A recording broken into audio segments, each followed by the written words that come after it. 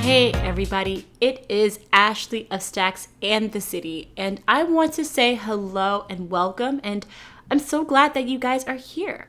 We're going to be doing a solo episode today. I'm going to be talking with you guys about my 5 steps on how to craft and create a portfolio in the stock market. We talked a lot about how to make your very first investment, but I really want to share with you guys how to create and build a profitable stock market investing platform.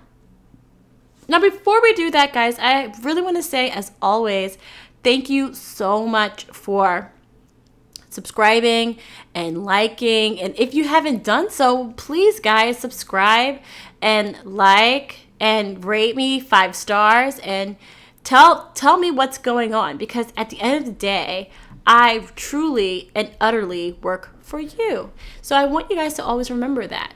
And if you guys have any suggestions for shows, show topics, slip and slide, y'all, in the DMs so I can know, because I really want to hear what you guys want to hear from me. But nonetheless, I want to delve into the top 5 tips that I have for you guys when it comes to creating investments and building your own investment platform. Okay, guys, I know I said before, let me back up. I kind of lied. I talked a lot about making your own individual investment, investing in individual stocks. I even have an ebook about how to invest in your own individual stock. If you haven't had that, I'll link that in the show notes for you guys so you can check that out. But if you don't know, now you know. Individual stocks aren't always where it's at. You really want a diversified portfolio or different stocks to pick and choose from. And when you choose your stocks, you really want to think of it as you going to a store and picking and choosing fun little companies to put in your basket of money. Like, your investment platform is going to be your money. So I want you all to go forth thinking that way. It's not just about the individual stocks, especially if you're the person who is a little nervous about investing. You're a little nervous about investing in the stock market. You think you're going to lose all of your money. I understand that. But if you're ready to take the next step, then here are my 5 tips, guys. And they are as followed. Drum roll, please. Okay. First, you want to find your investment platform. Second, you want to figure out exactly what you're going to invest in. Third, you're going to physically pick those stocks. And 5th, you're going to create an investment strategy. And I'm going to delve into all of that right now, y'all. I'm super duper excited. Okay. Step 1 is to find your investment platform. Find your platform. Now, an investment platform, y'all, is basically the type of investment account that you'll use to make trades. That's basically what it is. So think of it as a bank account. It's a glorified bank account, but instead of it being a place where you're just saving your money, it's a place that you're holding money until you physically purchase a stock from the stock market. And y'all, trust me, it's not as exciting as you think. It's really underwhelming, actually, but that's a good thing because you're not as scared. There's 3 different types of investment platforms, y'all. It's 3 separate buckets. And it really depends on how active do you want to be involved in the stock market. Now, the first type of platform is one that you can find at your very own bank. It's your own bank, Bank of America, Citibank, Wells Fargo. They have an entire investment side. And basically, you transfer your money over and you have an advisor manage all of your money for you. Now, this is good because if you don't want to have nothing to do with your monies, your investments, they do everything for you. However, if it's not something that you're really about, it can cost you a little bit of money in the long run. So that is something that you want to be cognizant about when you figure out exactly what your investment platform is. This is going to cost you more, but it's completely hands off. They'll take care of everything. The second bucket is that you want to do everything on your own. And I actually really recommend this because it's much cheaper and you're literally choosing everything that they choose. I'm just saying. So what you do is you go into a platform such as Robinhood, Fidelity, Vanguard, Ameritrade. All of these platforms are basically people who want to do it on their own. E-Trade, those are great examples. You do it on your own, you figure it out yourself. And that's what I have started to do in the past 3 years. I've done it by myself. And trust me, guys, I think it's much easier because you're not paying as much. Again, you have someone else do it on your behalf. It gets pretty pricey. It gets a little pricey. And the third bucket is you're in the middle. Like, I really don't want to manage my money, but I'm not trying to pay all this money for a person to do it for me. And that's when you have something called a robo-advisor. And there are a lot of these online banks that do that. And a robo-advisor is basically kind of the best of both worlds. So you don't have a person physically managing your money. Instead, you have a robot, literally a computer algorithm that picks stocks based on whatever your investment needs are. So choose your strategy. And guys, let me know, what strategy do you think is best for you? Let a girl know. My favorite, like I said, is doing it on my own. But when I was younger, I had no idea what I was doing. So I had someone else do it for me. And I honestly wouldn't necessarily recommend that. Okay, step 2 is to figure out exactly what to invest in and figure out how. Now, you guys, you really want to rely on math, like more of the semantics rather than your feelings or your fear when it comes to determining the stocks to invest in. And what do I mean by that? You guys, really the most important factor, one of the most important factors when it comes to investing in the stock market is time. How much time do you have? The more time you have, the more opportunities you can take a beating in the market, and you're still going to be strong. You're still going to be profitable in the long run. And that's really an important factor that I want you all to understand, is how much time do you have? So usually you want to divide your stocks in, or divide your securities, which are different types of stocks, bonds, everything that's traded, into either stocks and something called fixed income.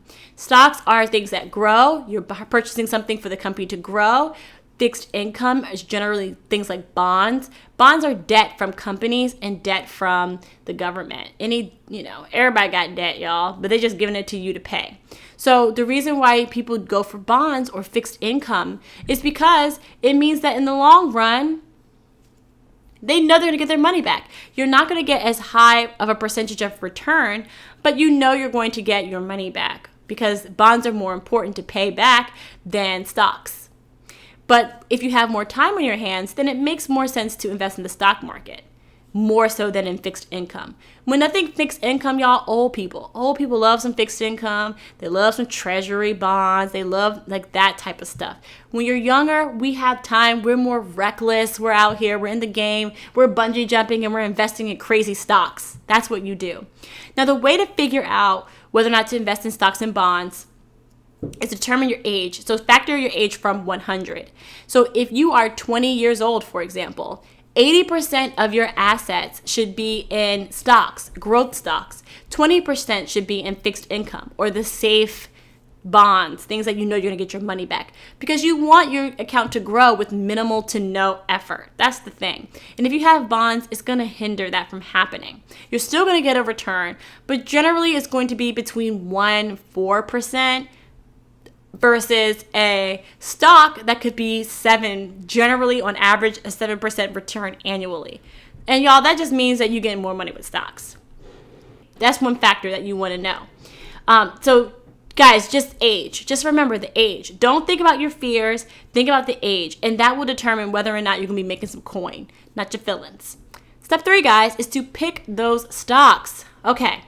Y'all, a solid investment portfolio should have 10 to 20 different types of securities. A little mixed bag. So you're going to Mango. It's like an outfit, y'all. It's a really nice outfit. If you have a nice outfit, you want a shoe, you want a sock, you want a blazer, you want a top, you want a bottom, you want an accessory, you want a bag. It's the same thing. To complete your portfolio, you really want to have a beautifully crafted amount of stocks and bonds. You want something that's risky. You want a poppin' blazer, but then you want something conservative. Maybe you want a nice little camisole or something. Maybe a petticoat even. We're just going out there. But that's how you want to create a well-crafted portfolio that has a great mix of stocks and bonds based on your age and the time horizon. So again, 10 different types of securities.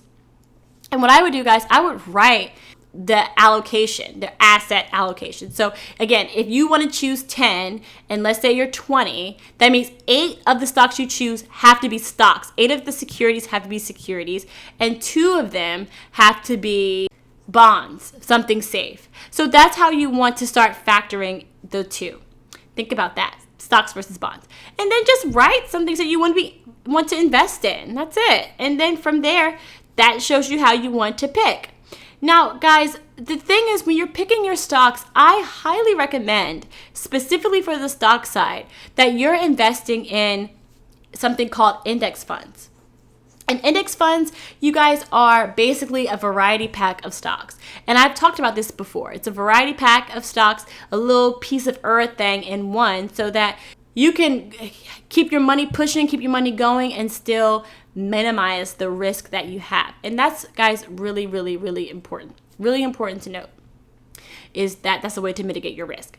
So index funds, guys, and just Google like popular index funds. VOO is a popular one. I believe that's like a Vanguard index fund. If that doesn't make sense, guys, ignore that. But that's the thing. So pick those stocks, guys. Pick 10 to 20 that you want to invest in. Now, here's the thing too, y'all.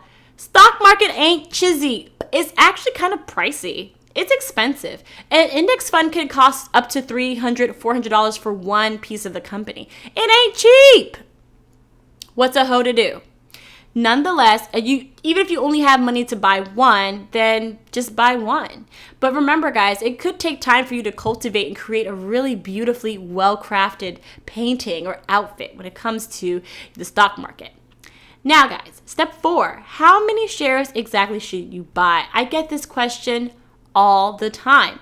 Now, guys, honestly, it depends on how much money you have. If you only have $300 and the index fund that you have is $300, then 1 share. It's not about how much you start with, but it really is how consistent you are. If you have $300 per month, just put 1 share each month, no matter how that changes. And I'll talk a little bit about that later. You want your portfolio to continue to grow, you guys. It's extremely important. But guys, just start with 1. You only got 1, only invest 1. That's how many shares you should buy. If you have $1,000, then invest 3 pieces of stock, or purchase something that might be a little bit cheaper. That's how you want to think about this. Now, guys, lastly is to choose your investing strategy. And this has a lot to do with that strategy that we talk about. And I'm going to share with you guys some of the strategies that I'm kind of familiar with and I've done. And again, this is not to intimidate you guys at all.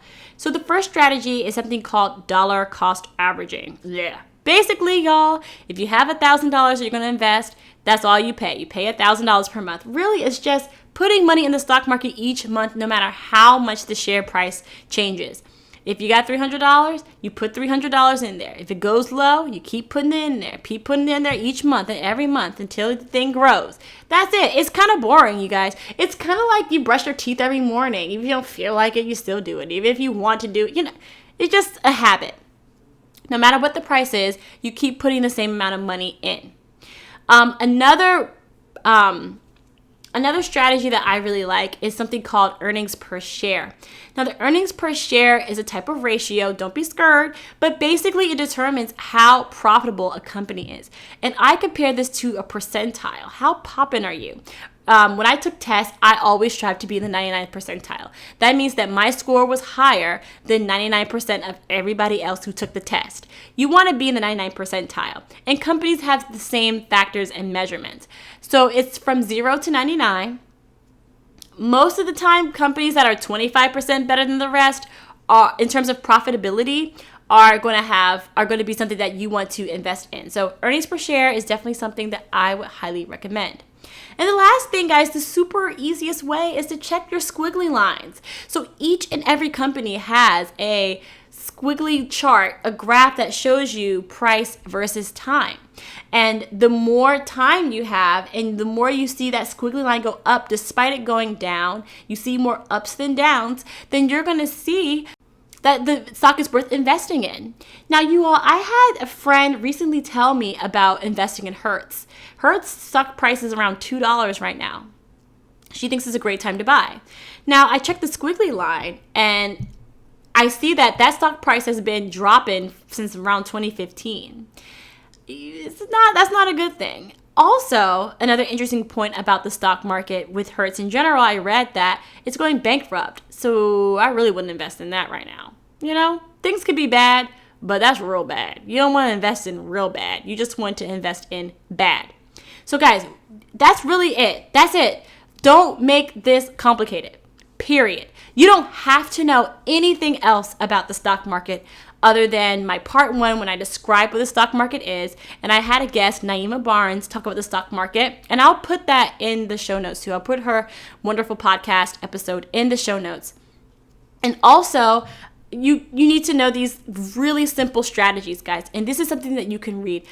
Another guest on the show talked about you don't know everything about a car, but you still drive it. And this is the same way. You don't have to know everything about the stock market, but as long as you drive it, as long as you try to do it, then you're good to go. So guys, I am going to be signing off. Guys, please share with me. Sometimes, y'all, I know you guys are listening. I do. But sometimes I feel alone, and I would love to hear what you guys think. So share with me in the comments. You guys share my podcast.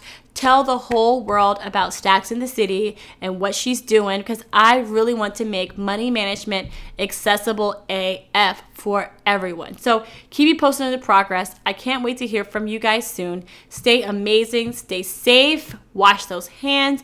Stay warm. Happy July, y'all. I'll see you later.